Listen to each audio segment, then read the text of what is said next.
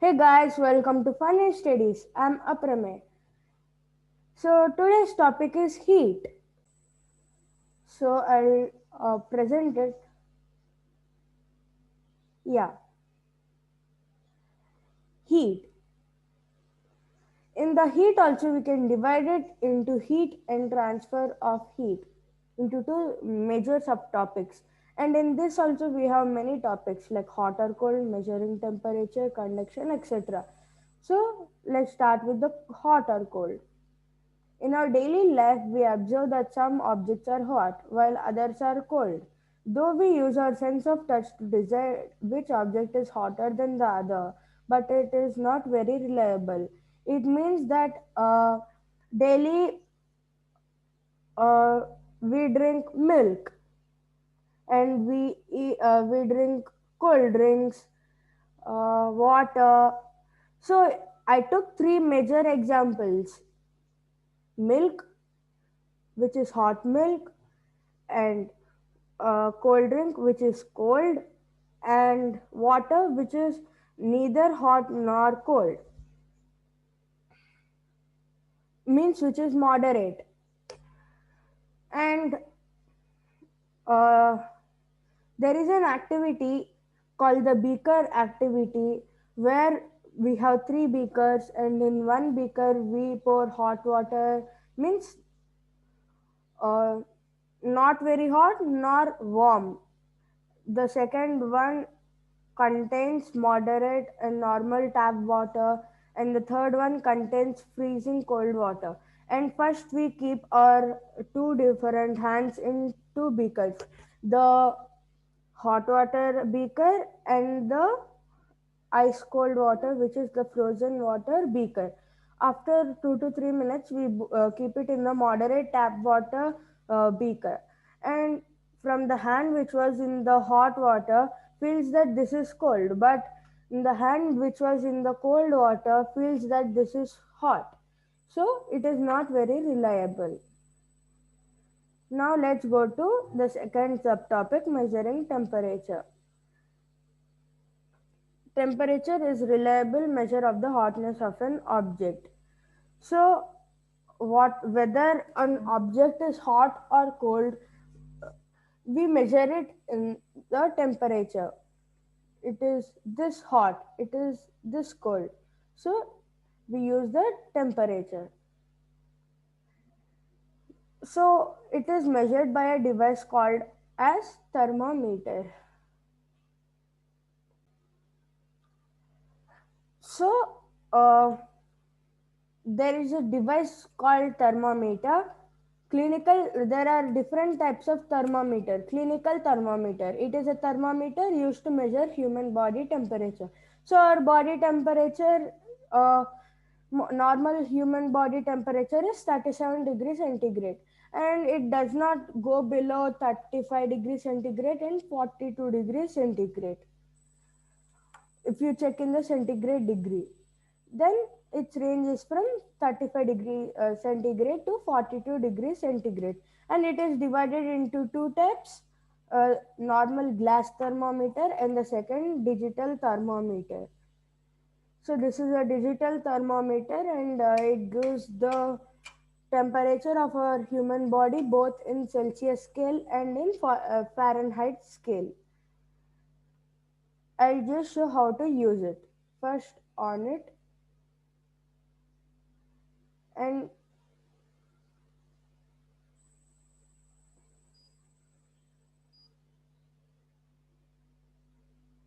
yeah, we are in Celsius scale. I think you can see it. And now we have this is the portion that receives the heat, and it changes the hotness of an object.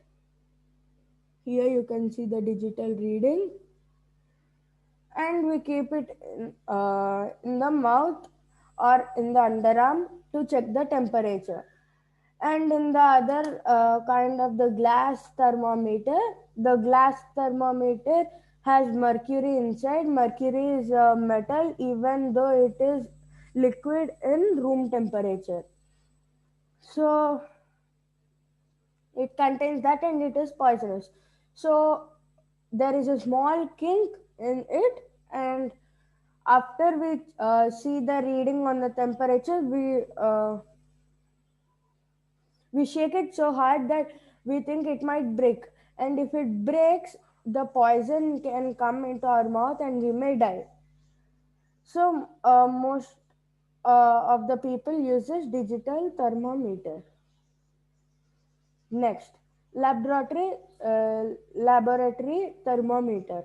It is the thermometer used to record the temperature of objects other than the human body.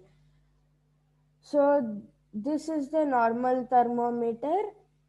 Means this reading of the normal thermometer in two different readings, and this one I'll just show it clearly.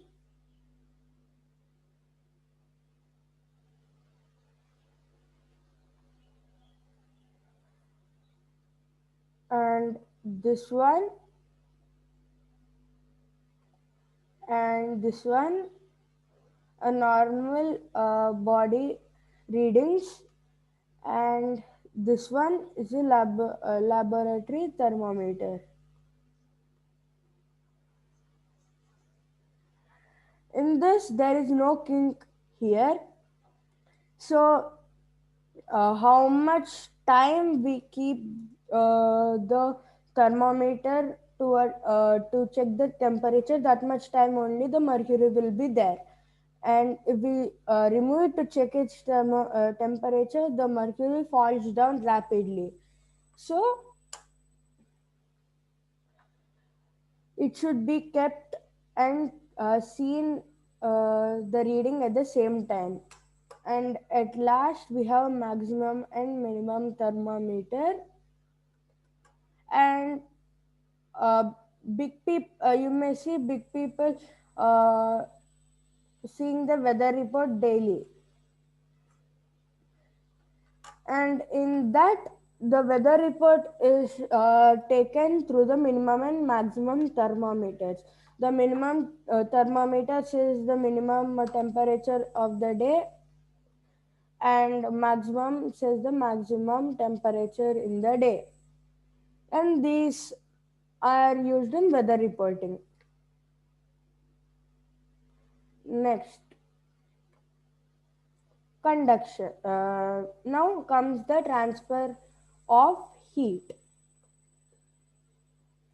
In the transfer of heat, there are three methods: conduction, convection, and radiation. Conduction. This is the process. Heat is transferred by the vibrating particles of medium from the source of the destination without their actual movement in their places. Means the atoms in the object vibrate and transfer the heat. Heat transfer in solid takes through conduction. In all solids, heat transfer becomes takes place through conduction. The substances are divided into two categories: conductors, insulators. Conductors, these are the materials that allow heat to pass through them easily, like the metals. Insulators, these are the materials that do not allow heat to pass through them easily. Means, for example, rubber, plastic, wood, they do not allow heat to pass through them easily. So these are the categories. Next comes convection. In this process, heat is transferred by the vibrating particles of a medium from the source to the destination without actual movement in their places. It is observed mostly in liquids and gases. So conduction and convection are same, but conduction takes place in solid, and convection takes place in liquids and gases. Convection is observed in liquid and gases. Convection current always move in upward direction. Due to the conversion, we observe two interesting phenomena in coastal areas. So we are learning heat chapter, and the most common thing that mostly everyone know is heat travels from hot object to cold object. So this both breezes are dependent on that sea breeze. During the daytime, land gets heated up faster as compared to water. So, whenever you may go to a beach, the water feels cooler than the land, and the land will be so hot that we can't even step on it barefoot. The warmer air is lighter, and thus the air above the land rises up. So, the air above the land, because the land is becoming hot, the air above land also becomes hot, so it rises up. The cooler air from the sea, so the sea has cooler air, and it comes to the land area to fill the places. Warmer air from the land moves towards the sea. So after the warmer air goes high up into the sky, it becomes cooler.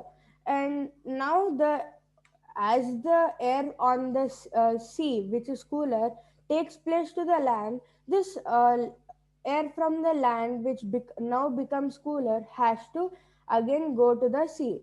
So it completes a cycle. And the exact opposite to this is the land breeze. It occurs at night. At night, the land cools down faster than the water in the sea. Hence, the hot air above the sea rises up to fill the empty space. Cooler air from the land starts to move over the sea. This is known as the land breeze. Next, radiation. It is the mode of heat transfer that does not require any medium, means it does not require solid, liquid, or gas. But still, it transfers the heat. The heat from the sun reaches us through space by the process of radiation. So, in space, there is no air. If there is air, we could breathe and live in the space itself. And no solid can be seen, just the meteors, asteroids, and the planets. And there is no liquid also. When the heat falls on object, some part of it is reflected, some is observed, and while the rest is transmitted. The observed heat leads to an increase in the temperature of the body. So this is the object, and the heat is coming.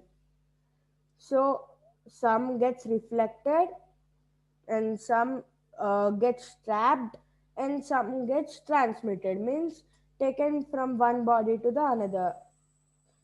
Inside there is a body, so from this body it gets converted into this body. Kinds of clothes we wear in summer and winter. Now it is summer in India, so we are wearing cotton clothes, and that too light colored. Why? Let's see. And in winters we wear woolen clothes, and that too dark colored ones. We wear dark colored and woolen clothes in winter, and light colored and cotton clothes in summer. Dark colors absorb more heat, while light colors reflect most of the heat that falls on them.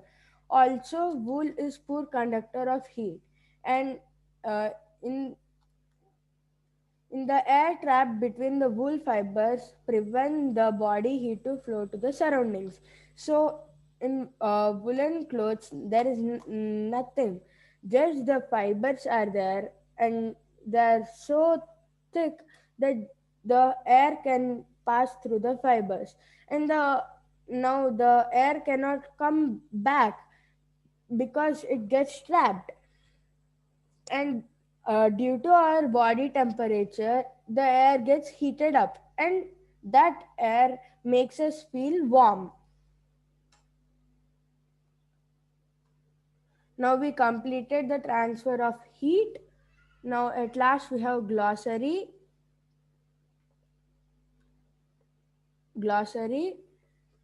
Conduction. It is the mode of heat transfer in which the hot vibrating particles pass the heat to adjacent cooler particles without changing their place. Conductors. These are the substances that allow heat to pass through them easily.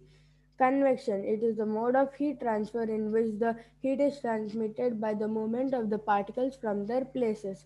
Heat. It is a form of energy that causes sensation of warmth. Insulators. These are the substances that do not allow heat to pass through them easily. Radiation. It is a mode of heat transfer in which no interlinear media is required. Temperature. It is the measure of hotness and coldness of an object. Thermometer. It is the device used for measuring temperature.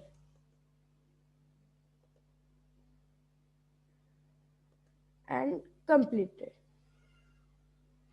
This this chapter is completed. So it is this small, but it is so much important in our lives.